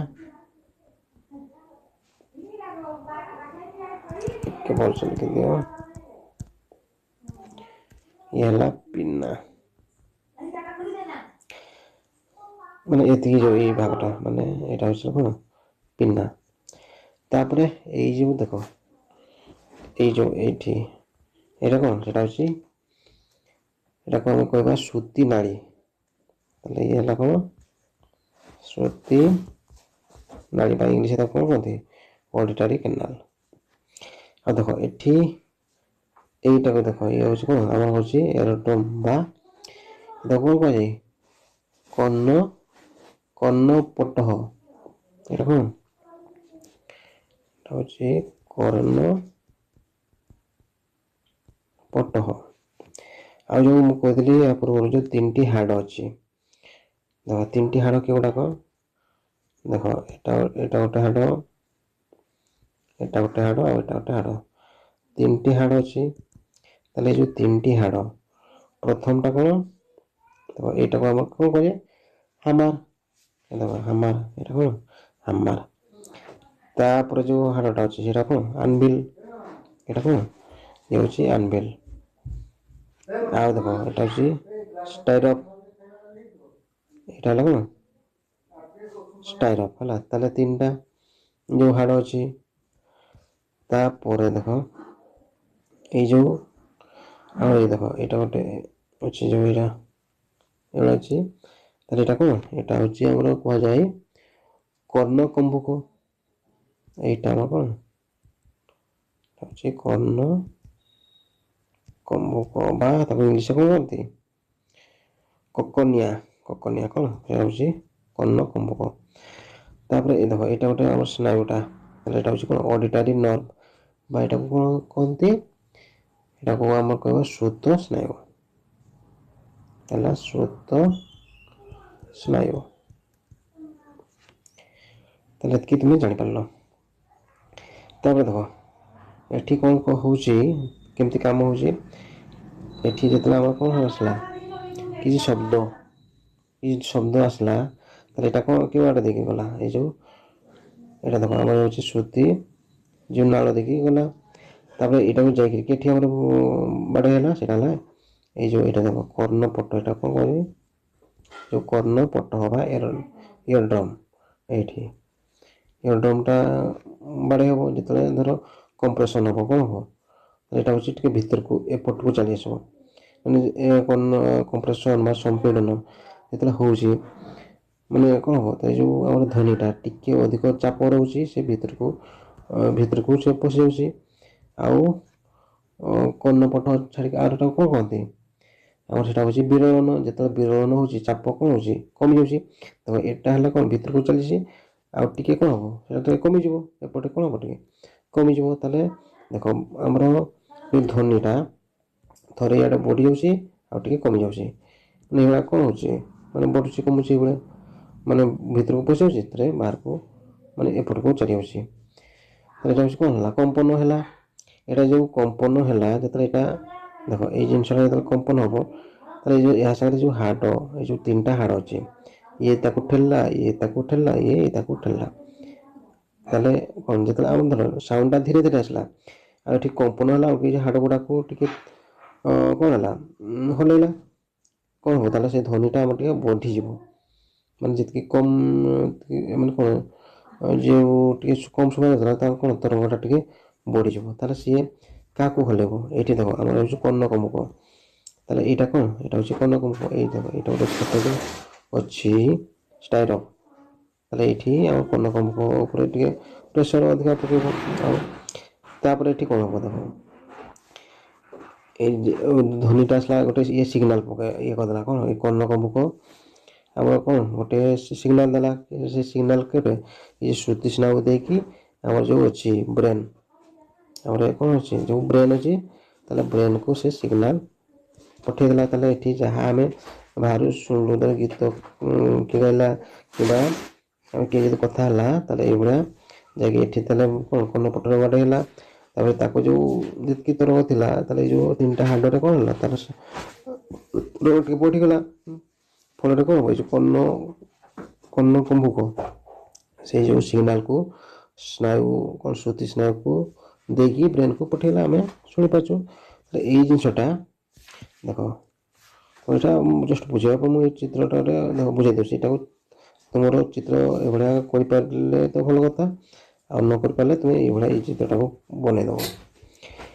ତାହେଲେ ଦେଖ ସେଇ ଜିନିଷଟା ଏଠି ଲେଖା ହେଇଛି। ତାହେଲେ ଏଭଳିଆ ତୁମେ ଲେଖିଦେବ। କ'ଣ ଲେଖିବ ଦେଖ, ତାହେଲେ ଏଇ ଯେଉଁ ବାହ୍ୟକର୍ଣ୍ଣ ପିନା ଚତୁଃପାର୍ଶ୍ୱରେ ଧ୍ୱନିକୁ ଗ୍ରହଣ କରେ, ଯାହା କାନର ଶ୍ରୁତିନାଳୀ ବା ଅଡିଟରୀ କାନାଲ ଭିତରକୁ ଯାଏ। ଆଉ କର୍ଣ୍ଣ ମଧ୍ୟରେ ଏକ କ୍ଷୁଦ୍ର ପତଳା ଝିଲ୍ଲି ଥାଏ, যেটাକୁ କର୍ଣ୍ଣପଟ କହନ୍ତି। ଏଇଟା ହେଉଛି କର୍ଣ୍ଣପଟ, ଏଇଟା କ'ଣ କ୍ଷୁଦ୍ର ପତଳା ଝିଲ୍ଲିଟା। ଆଉ ବାୟୁ ମାଧ୍ୟମରେ ସମ୍ପୀଡ଼ନ ବା ଯେଉଁଟା ହେଉଛି କମ୍ପ୍ରେସନ୍, ଆଉ କର୍ଣ୍ଣପଟରେ ପହଞ୍ଚିଲେ ତାହା କର୍ଣ୍ଣପଟକୁ ଅତ୍ୟଧିକ ଚାପ ପ୍ରଦାନ କରେ ଆଉ ଭିତରକୁ ଠେଲି ହେଇଯାଏ। ଏଠି ଯେତେବେଳେ ଅଧିକ ଚାପ ହୁଏ, ଏଇଟା କ'ଣ ହେବ, ଭିତରକୁ ଠେଲି ହେଇଯିବ। ଆଉ ଗୋଟେ ଯେତେବେଳେ ବିରଳନ ହେଉଛି, ତାହେଲେ କର୍ଣ୍ଣପଟରେ ପହଞ୍ଚି ଚାପ ହ୍ରାସ ପାଏ, ତେଣୁ କର୍ଣ୍ଣପଟ ବିପରୀତ ଦିଗରେ ଟିକେ ବାହାରକୁ ବାହାରି ଆସେ। ମାନେ ଏଇଟା ଭିତରକୁ ପଶି ଯାଇଥିଲା, ଇଆଡ଼େ ଚାଲି ଆସିବ। ବୁଝିଲା, ମାନେ ଦେଖ ଏଇଟା ଭିତରକୁ ପଶିଗଲା, ଯେତେବେଳେ ଚାପ ଥିଲା ଏଇଟା ଭିତରକୁ ପଶିଗଲା। ଆଉ ଯେତେବେଳେ କ'ଣ ହେଉଛି, ବିରଳନ ହେଉଛି, ତାହେଲେ ଏଇଟା ଆଉ କମ୍ ଆସିଲା, କ'ଣ ହେଲା, ତାର ଏପଟକୁ ହେଉଛି ଆଉ କମିଯାଉଛି, ଏଇଟା କମ୍ପନ ହେଉଛି ସେଇ ଜିନିଷଟା। ତାହେଲେ ଥରେ କ'ଣ ହେଉଛି, ଭିତରକୁ ପଶିଯାଉଛି, ଆଉ ଥରେ ଚାପ ହ୍ରାସ ହେଲେ ବାହାରକୁ ଚାଲି ଯାଉଛି। ଏହା ଫଳରେ କର୍ଣ୍ଣପଟ ବାରମ୍ବାର ଆଗ ପଛ ହୋଇ କ'ଣ ହେଉଛି, କମ୍ପିତ ହୁଏ। ତାହେଲେ ଏଇ କମ୍ପନ ମଧ୍ୟ କଣ୍ଠରେ ଥିବା 3 ଖଣ୍ଡ ହାଡ଼ରେ ହୁଏ। ଦେଖ 3 ଖଣ୍ଡ ଯେଉଁଗୁଡ଼ା କ'ଣ, ଯେଉଁ ହାମାର, ଆଉ କ'ଣ ଅଲଭିଲ୍ ଆଉ ଷ୍ଟାଇପ୍, ଏ ଯେଉଁ 3ଟି ହାଡ଼। ଆଥରେ ଜାଣିଛୁ, ଏଗୁଡ଼ାକ ହେଉଛି ଆମର ସବୁଠୁ ମାନେ ବଡି ଭିତରେ ସବୁଠୁ ସାନ ହାଡ଼ ଗୁଡ଼ାକ। ତାହେଲେ ଏହି ଚାପର ପରିବର୍ତ୍ତନକୁ ଅନ୍ତଃକଣ୍ଠରେ ଥିବା କର୍ଣ୍ଣକମ୍ପକ ବୈଦ୍ୟୁତିକ ସିଗ୍ନାଲରେ ପରିଣତ କରେ। ଯେତେବେଳେ ସେଟାକୁ କ'ଣ କଲା, ଆଗ ପଛ କଲା, ତାହେଲେ ଏଇ ଯେଉଁ କର୍ଣ୍ଣକମ୍ପକ କର୍ଣ୍ଣକମ୍ପକରେ ବୈଦ୍ୟୁତିକ ସିଗ୍ନାଲ ପରିଣତ ହେଲା। ଏ ଯେଉଁ କର୍ଣ୍ଣକମ୍ପକ ଏଇଟା ହେଉଛି କର୍ଣ୍ଣକମ୍ପକ, ସେ ଗୋଟେ ବୈଦ୍ୟୁତିକ ସିଗ୍ନାଲ ସୃଷ୍ଟି କଲା। ତାପରେ ଏଠି କ'ଣ ହେଉଛି, ତାର ଶ୍ରୁତି ସ୍ନାୟୁ যেটা ହେଉଛି ଅଡିଟୋରୀ ନର୍ଭ ବାଟ ଦେଇ ସିଗ୍ନାଲ ମସ୍ତିଷ୍କକୁ ଯାଏ, ତେଣୁ ଆମେ ଧ୍ୱନିକୁ ଶୁଣିପାରୁ।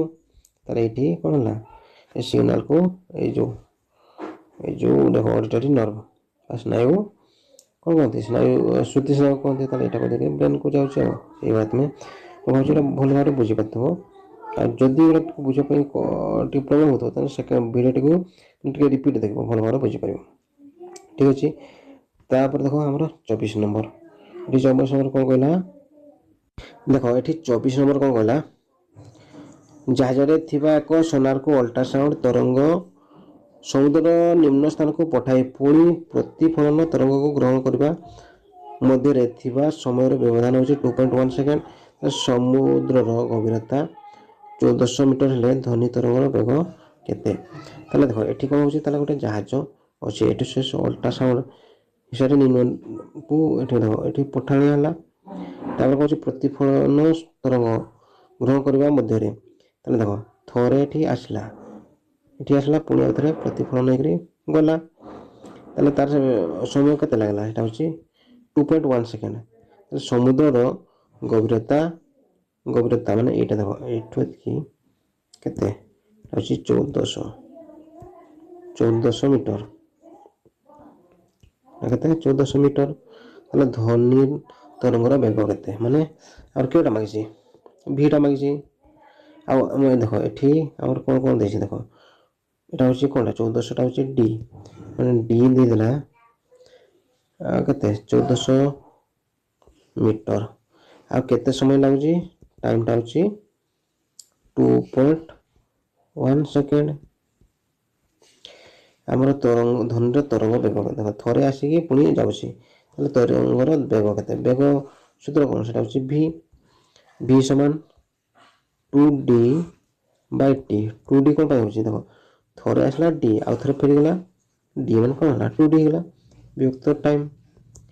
ତାହେଲେ ଦେଖ 2D 2 × ଡି ହେଲା 1400 ବିଭକ୍ତ ଟିଟା ହେଉଛି କେତେ 2.1, ଏତିକି ଦେଇଛି। ଦେଖ ଏଇଟାକୁ ଯଦି ଆମେ କାଲକୁଲେସନ୍ କରିଦେବା, ତାହେଲେ ଏଠି କେତେ ହେଲା 1400 × 2 କେତେ, ଏଠି ହେଲା 2800 ବିଭକ୍ତ, ଦେଖ ଏଇ ଯେଉଁ 2.1ଟାକୁ ମୁଁ ଏଭଳିଆ ଲେଖିପାରିବି 21 କେତେ 21/10, 10ଟା କ'ଣ ହେବ ଉପରେ, ଦେଖ ଏଟାକୁ ଯଦି ଏଭଳିଆ ବୁଝ, এটা 21 କେତେ ହେଲା 10, ଏ ଯେଉଁ 2.1ଟା 21/10 ହେବ, ଏଟାକୁ ମୁଁ ଏଭଳିଆ ଲେଖିପାରିବି 2800 10ଟା ଉପରେ ଚାଲିଯିବ, ଆଉ ତଳେ କେତେ 21 ରହିଯିବ। ତାହେଲେ ଠିକ୍ କେତେ ହେଲା, ଦେଖ 28 ଆଉ କେତେ ଶୂନ, 3ଟା ଶୂନ ବିଭକ୍ତ କେତେ 21। ଦେଖ ତାପରେ ଏଠି ତୁମେ କାଟିଦିଅ, କେତେ 7×21, 728 ଆଉ କେତେ 3ଟା ଶୂନ, ତାହେଲେ 4000 ବିଭକ୍ତ କେତେ 3, କେତେ ଆସିଲା 4000 ବିଭକ୍ତ 3। ତାହେଲେ ଏତିକିକୁ ଯଦି ଆମେ ହରଣ କରିଦେବା, ତୁମର ଆସିଯିବ ଦେଖ 3×1 3, ଏଠି 10 ଆସିଲା କେତେ 3×3 = 9, ତାପରେ 10 ଆସିବ 3×3 = 9, ତାପରେ 10 ଆସିବ କେତେ 3×3 = 9, 1333 କ'ଣ ହେବ ମିଟର ପର ସେକେଣ୍ଡ। ତାହେଲେ ଯେଉଁ କ'ଣ ଧ୍ୱନି ତରଙ୍ଗର ବେଗ କେତେ ହେଲା, କ'ଣ ଲେଖିବ, ଯେଉଁ ଧ୍ୱନି ତରଙ୍ଗର ବେଗ କେତେ ହେବ 1333 ମିଟର ପର ସେକେଣ୍ଡ। ଏଇଟା ହେଉଛି ଆମର ଆନ୍ସର୍, ଏଇଟା ହେଉଛି ଧ୍ୱନି ତରଙ୍ଗର ବେଗ କେତେ। ଠିକ୍ ଅଛି ପିଲାମାନେ, ତାହେଲେ ବହୁତ 24ଟା ପ୍ରଶ୍ନ ଥିଲା, ସବୁଗୁଡ଼ାକ ଆମେ ଆଲୋଚନା କରିଦେଲେ। ମୁଁ ଭାବୁଛି ସବୁଗୁଡ଼ାକ ତୁମେ କ୍ଲିୟର ହେଇଯାଇଥିବ। ଆଉ ତୁମର ଯଦି କୌଣସି ଡାଉଟ୍ ଥିବ